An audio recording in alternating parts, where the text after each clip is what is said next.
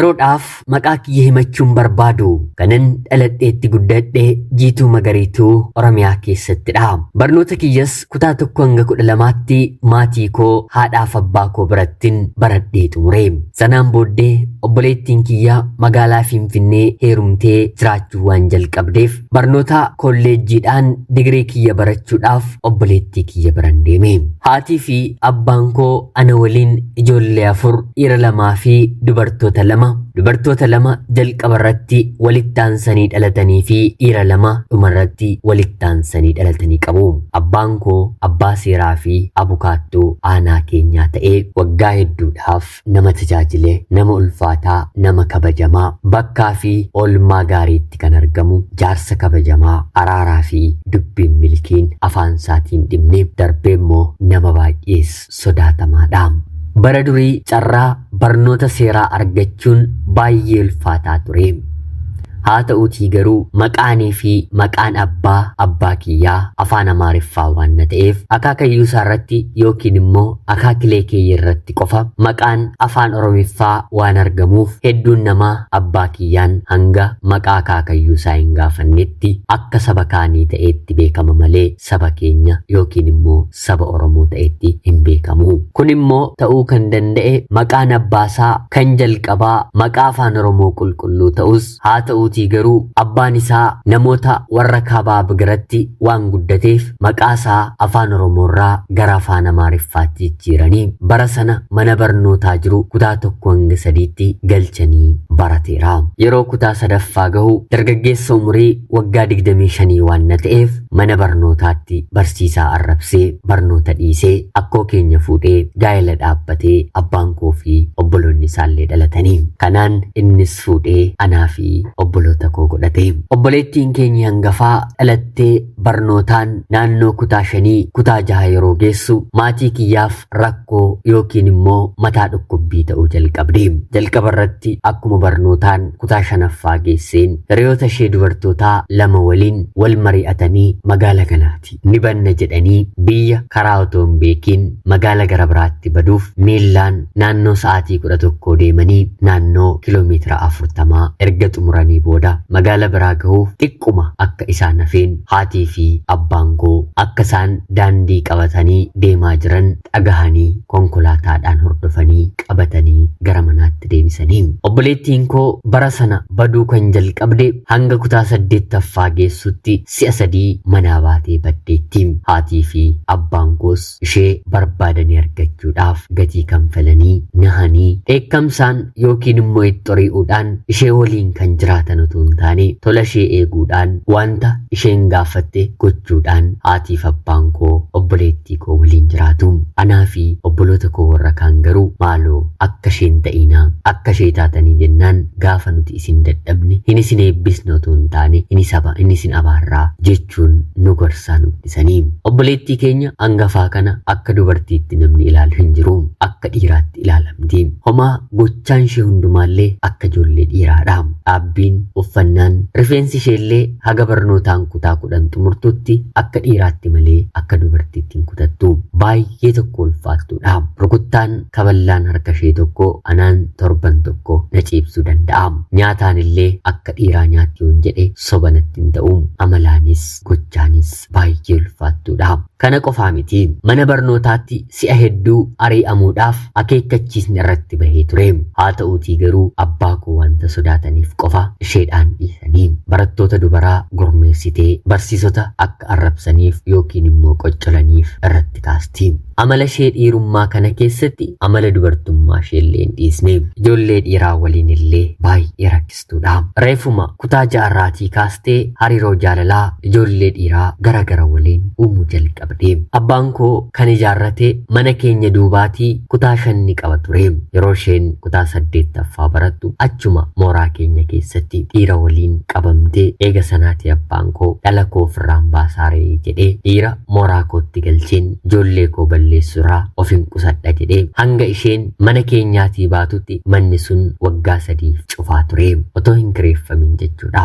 Hanga kanaatti obboleettiin koo ulfaattuudha. Haa ta'uutii garuu kutaa 10ffaa akkuma xumurteen ganna sana hariiroo jaalalaa jalqabdeen maatii kiyyaan nan heerumaa naaf eeyyamaa jettee gaafattiini. Kun haadhaaf abbaa koof gammachuudha mitiire. Har'a bor abbaa hin beekamneef daa'ima manatti godhattee nu qaanessiti yookiin immoo salphisti jechuun maatiin koo baay'ee ishee sodaata. Sanarratti mirgi guutuun kan ishee qofatu waan kabajamuuf heerumii haa ta'uutii garuu barnoota kee immoo akkam gootaa yeroo jedhaniini hangan barnoota koo xumurutti daa'ima hin godhadhu. Haa ta'uutii garuu amma baay'ee wanta wal jaallanneeruuf nama kanaaf na kennaa jettee nama jaallatte namuma naannoo keenyaa namuma ollaa keenyaa ofii baratee bakka gaarii ga'eeru mucaa biyya koo fuudheen gaa'ela dhaabbadheen waliin hin jiraadha jedhee gara biyya isaa dhufeeru waliin wal fudhatanii Finfinnee dhaqanii silaan tala durbaaf gaa'elatu gaggeeffama mitiire kan ishee jaarsummaa dhume. Sababiin isaa immoo murteessitee waliin hin jiraadha jettee jalqabuma waan kaateefi kana gochuudhaaf maatii kiyyaaf carraa hin kennine. Namni silaa obbolaansaa yeroo mana isaatii ba'u of jedhee afuura baafata. Anaa fi obboloonni koo afuura baafanne. Anaa fi obboloota koo qofallee otoo hin taane maatiin koollee afuura baafatanii. Isheen heerumtee dhiira qabattee mana godhattee arguun olitti wanti keessa isaanii qabbaneessu hin turre. Namni itti heerumtes dhiira qofa otoo hin taane warqeedha. Baratee eebbifamee hojii qabtee maatii isaa duratti illee akka mootiitti nama kabajamudha. Isheenis yeroo sanatti baay'ee jaallattee isatti maraatteeti kana murteessitee barnoota ishee qabattee isa waliin jiraachuu kan jalqabde. Innis waadaa maatii koo waadaa ishee otoo hin diigin kutaa 11ffaatii kaasee barnoota ishee hanga xumuraatti obboleettii kiyya barsiise. Hanga xumuraa jechuun digirii amma qabattutti yookiin immoo kutaa 12 hanga xumurtutti miti. Hanga isheen digirii lammaffaa ishee xumurtee hojii argattutti waa'ee daa'ima godhachuu yookiin immoo barnoota ishee irratti gaa'ela ta'ee gufuu kan itti ta'u takkaa ittiin kaasne. Kanaan isheenis waggoota hedduudhaaf abbaa manaa ishee kana guddaa galateeffatti. Haadhaaf abbaa ishee ana biratti inni nama tun taane warqeedha. Dhiirri akkasaa anaaf dachee kanarra hin jiru jette akkuma dubartiin gaariin abbaa manaa ishee jajattu obboleettiin koollee nama taatee abbaa manaa ishee kana sirriitti jajachaa ol qabaa namni akkasaa hin jiru jechaa nutti maa turte. Nutis jireenya akkanaa argachuu isheetti baay'ee gammannaa. Keessumaa maatiin kiyya amala ishee badaa kanallee ni sirreessa jedhanii waan amanuuf baay'ee isa jaallatu. Ishee caalaa isaatiif bakka guddaa kennu. Yoo tarii rakkoon ta'e gidduu isaaniitii gara maatii keenyaatti dhagahamillee itti ori'anii dhiisii jechuuf kan yaalan maatiin koo obboleettii kiyyaanidha. Ani mataan koollee akkanadha. Kutaa 11, 12 waggaa 1ffaa, 2ffaa, 3ffaa eebba maastarsii waggaa 1ffaa waggaa 2ffaa otoon quuqamiin rakkoon tokko tooshee mudatiin konkolaataa kontiraataan baatee deebi'aa obboleettiin kiyya barattee xumurte. Ishee qofa miti. Anaa fi obboleettii koo gidduu umriidhaa fi barnootaan garaagarummaa waggaa 2 qofaatu jira. Kutaa 12 xumureen qabxiin maatirikinaaf dhufee yuunivarsiitiin nagahe yuunivarsiitii Aksum ture. Sanatti immoo maatiin koo gonkumaa hin deemtu jedhanii na didanii. Sanaan obboleettiin koo ana bira teessee maaf hin barattu jechuun ofitti na waamte. Anis duubatti of hin deebisne. Maatiin koo eebbisanii na gaggeessanii obboleettii koo bira taa'een barnoota kolleejjii Riifti Vaalii seeneen barachuun eegale. Dhiira ta'ee nama buddeen mana keessaa tolchu argitanii beektu. Bakka haadha manaan jirtutti haadha manaan dhala otoo hin godhatiin haadha manaasaaf ittoo kan danfisu uffata kan miicu akka ijoollee amma nuffi otoo hin jedhiin suuqiidhaa deemee wanta isheen barbaaddu kan bitu gadduu yookiin immoo mukaa'uu haadha manaasaa sekendiidhaaf dhiira hin barbaanne afaansaa keessaa takkaafillee dogongoree horiisni kan hin baane akka dammaa dubbiinsaa kan namatti mi'aawu umrii isaan ol kan jiran hiriyoonni isaa akka nama guddaa jaarsa waggaa 80tti jecha isaa dhaggeeffatan. Hojii bahee jennaan gara mana isaatti, manaa bahee jennaan gara hojii qofa miillisaa kan deemu. Miindaa argate gatii mana kiraa qofa irraa kanfaluun haadha manaasaatti kan kennu. Uffatas ta'e kophee haadha manaasaatiif filee wanta isheen barbaaddu duwwaa gabaa keessa naannahee bitee yeroo hundaa kan dhuffisu. Maatii haadha manaasaa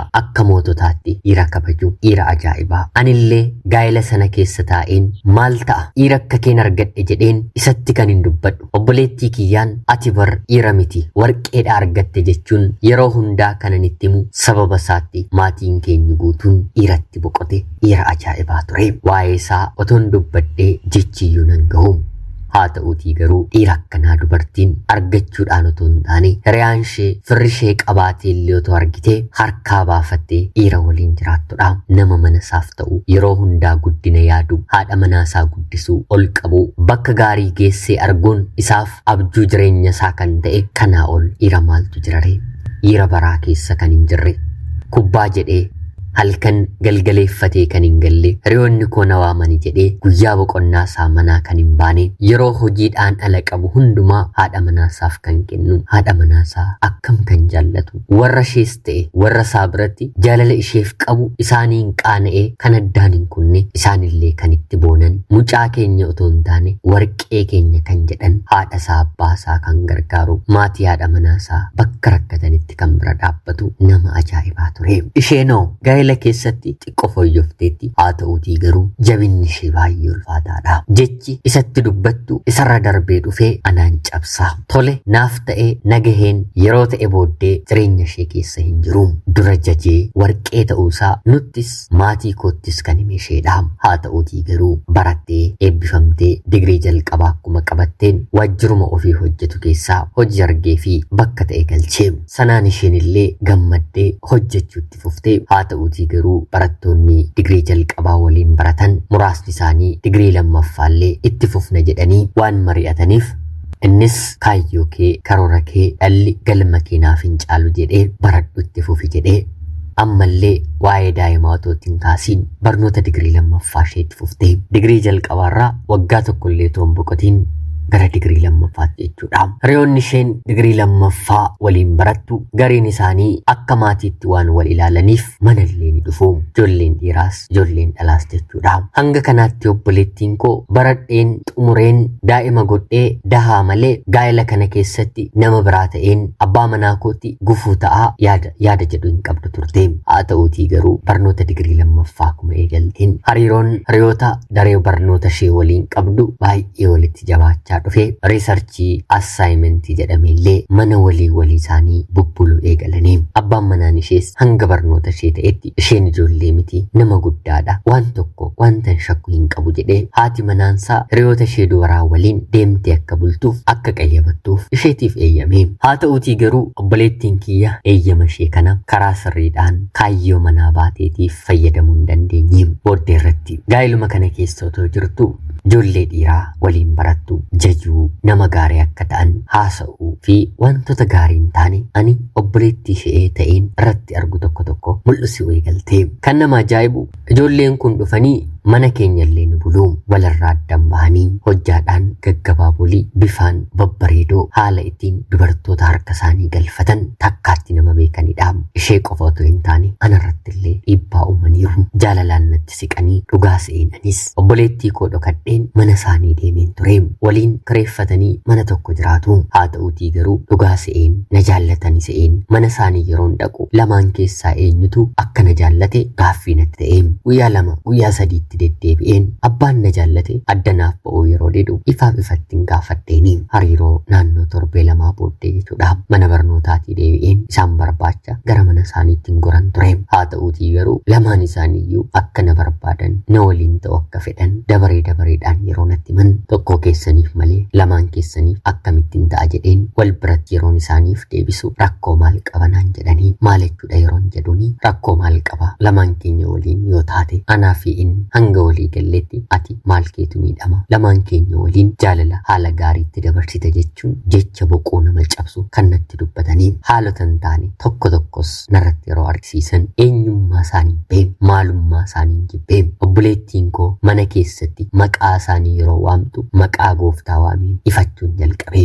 haa ta'uutii garuu ani icciitaadhaan jalqabeen dhiise obboleettiin koo garuu itti fufteem sana qofa otoo hin taane dabareedhaan waliin ciisuu eegaltee gaa'ela ishee irratti deemuun booddee irratti immoo lamaan isaanii hammachaa lamaan isaanii dhungachaa yeroo abbaan manaan mana hin jirretti gara manaallee dhufuu eegalanii mana keessatti mana abbaan manaa ishee kireesse keessatti miila ishee isaanirra naqattee tokko rifeensa qaqqaba tokko immoo miila qaqqaba haala kana obboleettiin koo yeroo argisiistu lakkii wanti kun sirrii miti yeroo jedhuuni inaafteetu dhanaan jetee akkamittiin obboleettii kiyya irratti inaafa otoo inaafame immoo jireenya akkanaaf inaafa lakkii obboleettii koo kuni gaa'ela kee diigaa abbaa manaa kee warqee kana hin gaddisiisiini yeroo jedhuuni inni immoo dhiira dhaayi yoo barbaade galagaluu danda'a jettee naaf deebistee anis obboleettii kiyyaan lakkii gochi gootus jechi dubbattus guyyaa tokko gatii si kanfalchiisaa yeroon jedhuuni siin miti kanarratti warra koon sodaadhu wanta naaf ta'uuf wanta naaf hin taane anatu adda baafatee beeka tanaan jettee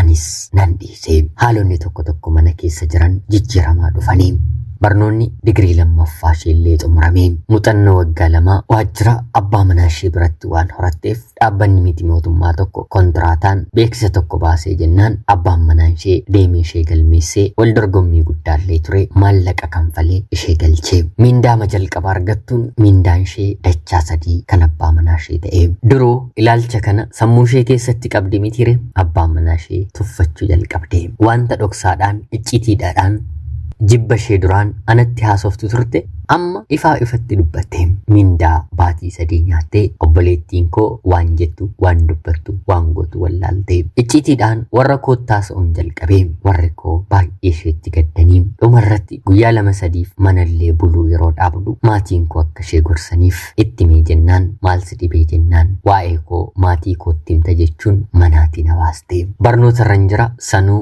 bara eebbaa kiyyadha ishee biraa baheen reyaa ishee tokko biraan galee reyaa baay'ee gaarii tokko ni qabdi reyaan ishee kunillee hariiroo ijoollee kana lamaan waliin jalqabde akka dhaabduuf yookiin immoo addaan kuttuuf itti himteetti haa ta'uutii garuu isheellee narratti inaafteedha isa kam jaallatteeti si gaafachuu dide jechuun isaanirraa adda citeetti haa ta'uutii garuu ijoolleen dhiiraa kun isheettillee siqanii akkuma kiyya nama ishee jaallate wallaaltee jireenya naaf ta'a jetee lamaan isaanii guyyoota garagaraatti waliin ciisanii booddee irratti immoo lamaan isaanii al takkaatti yeroo ishee barbaadan dhiistee gidduu isaaniitii dursitee kan baatedha anatti illee yeroon ani isaan waliin iccitiidhaan dhaabbachuu jalqabu lakkisiin ta'u jettee iccitii isheetu natti numiin na gorsitee turte anaan rabbitu haga xiqqootti na baasee ijoolleen kun sabaan illee ijoollee Oromoo miti ijoolleen Oromoo amala akkanaan qabdu kashlabbee naannoo biraatii dhufanidha sababa isaaniitti maqaa sabaa waamiin maqaa sabaan xureessuun haa ta'uutii garuu dhalataan akkasii Oromoo keessan jiru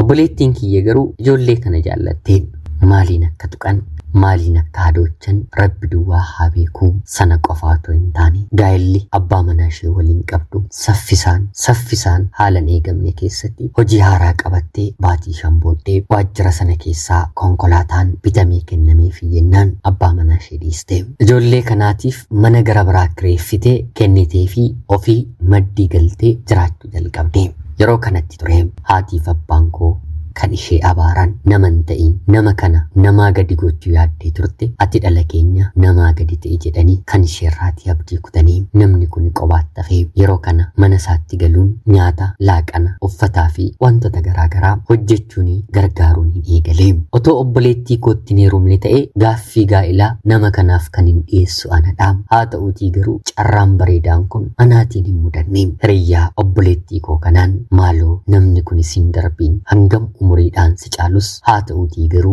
nama warqee akkanaa gaa'ilaaf argachuun ulfaataadha anaaf safuu aadaa oromummaa diiguutu natti ta'a malee otuu naaf ta'e nama kan of biraan dabarsu jecha namaarrammoo nama darbu miti nama dhaga'u nama ulfaataa akkanaa gaa'ila keessatti argachuun ulfaataadha yeroon jedhuuni mucayyoon ol buustee gadi baastee isheen illee nama baay'ee gaarii warqee namaati abbaa manaa obboleettii koo waliin hariiroo eegaltee obboleettiin koo irraa adda baatee waggaa tokko booda cidha godhatanii gaa'ela waliin dhaabbatanii icciitii obboleettii koo gochaa ishee hundumaas sirriitti waan beekuuf shakkaa ija isaa tokkoon hordofaa waan na tureef isaaf gaa'ela isaa adda diiguun hubataa waan na ta'eef mataa dhukkubbii torbee tokko caalaarra hin darbineem yeroo boqonnaa muraasa barbaade biyya sanuu maatii koo bira guyyaa 4 bulee deebi'ee dhufee maatiin kiyyas gaa'ela dhaabbachuuf har'a booliin jedhiin baalagee kana jireenya keetti hin deebisiin jedhanii dhala isaaniitti garaa jabaatanii sanaan ani immoo hariiroo eenyu waliin yoon jalqabe gaariidhaam obboleessa hiriyaa obboleettii koo mucayyoo gaarii warqee kanaatti isa waliin hariiroon jalqabe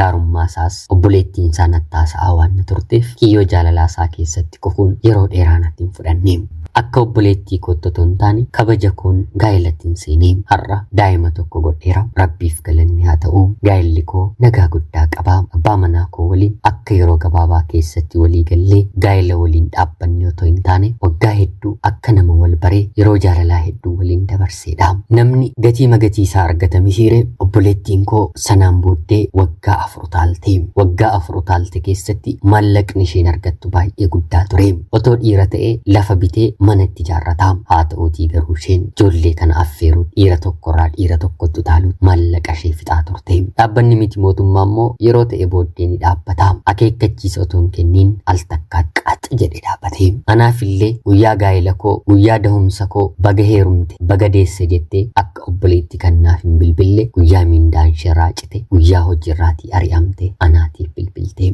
maal godhu foon ofii gatuu hin danda'ani mitiire egaa rabbi hojii isaa jalqabeera gaafa beelofte gaafa rakkatte qofa mana koo koottun jedheeni na arrabsitee bilbila narra cufe abbaan manaan ishee waggaa amma kana kan barsiise anaan illee kan na barsiise har'allee anaaf abbaa kan naaf ta'u akka abbaa kiyyaatti kan ilaalu waggaa waggaatiin ijoollee 3 godhatee jireenya ajaa'ibaa jiraachaa jira jireenya ajaa'ibaa yeroo jedhu maallaqaan soorummaadhaan miti jireenya tokko ajaa'iba kan nama jechisiisu maallaqa miti nagaa jaalala wal kabajuu haadha manaasaa waliin qabu gaa'ela kam keessatti iyyuu arguun ni ulfaata kun hunduu hojii waaqayyoodhaati namni hunduu akka hojii isaa gatii isaa oolee bulee ni argata yeroo ammaa kanatti obboleettiin koo gaa'ela sin dhaabbanne hojii gaarii akka isa dura bartees hin arganne hinumaa wantoonni hin dhaga'u dhugaa haa ta'u soba wanti hin beeku hin qabu haa ta'uutii garuu dhukkuba HIV/AIDSiitiin illee qabamte yeroo ammaa kana akka rakkattu dhagahan jira jireenyatti yoo dammaquu baanne kunoo akkanadha namaa kenniti yoo nuti seeraan itti fayyadamuu baanne immoo